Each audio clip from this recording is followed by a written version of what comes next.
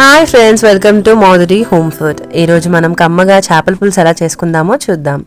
ముందుగా ఆయిల్లో ఉల్లిపాయ, పచ్చిమిరపకాయలు వేసుకుందాం. వాటిని మంచి గోల్డెన్ బ్రౌన్ కలర్ వచ్చే వరకు ఫ్రై చేద్దాం. 1.5 స్పూన్ అల్లం వెల్లుల్లి పేస్ట్, అది బాగా వేగాక 2 తరిగిన టమోటాలు వేద్దాం.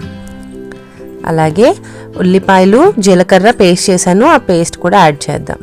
అది బాగా మగ్గిన తర్వాత ముందుగా ఉప్పు కారం కలుపుకున్న చేప ముక్కల్ని అందులో వేద్దాం.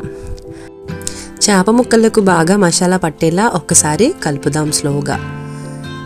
వీటిని వల్ల తిరిగేసి కొంచెం సేపు లిడ్ పెట్టి ఉంచుదాం. ఇలా కొంచెం సేపటి తర్వాత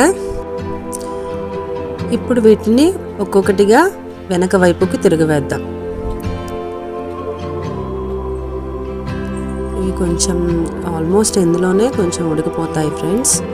ఇప్పుడు కొంచెం సరిపడా కారం, సరిపడా ఉప్పు వేసి కొంచెం గరం మసాలా పౌడర్, చిన్న నిమ్మకాయ అంత చింతపండు నానబెట్టి పులుసు తీసాను, ఆ పులుసుని యాడ్ చేస్తున్నాను. పులుసు వేశాక ముక్క కదలకుండా జాగ్రత్తగా కలుపుకోవాలి. చేపల పులుసుని ఎక్కువ కలపడం వల్ల ముక్కలు విడిపోయే అవకాశం ఉంది, కాబట్టి జాగ్రత్తగా కలుపుకోండి. ఇలా జాగ్రత్తగా కలుపుకుందాం.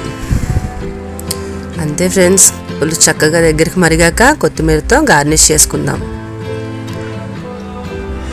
సింపుల్గా ఈజీగా చేపల పులుసు ఇలా రెడీ చేసేసుకుందాం. ఫిష్ చూడండి చక్కగా విరగకుండా ఎంత బాగా వచ్చిందో.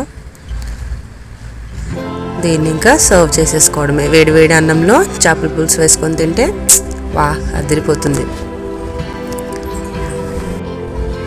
నా వీడియో మీకు నచ్చినట్లయితే ప్లీజ్ లైక్ అండ్ సబ్స్క్రైబ్.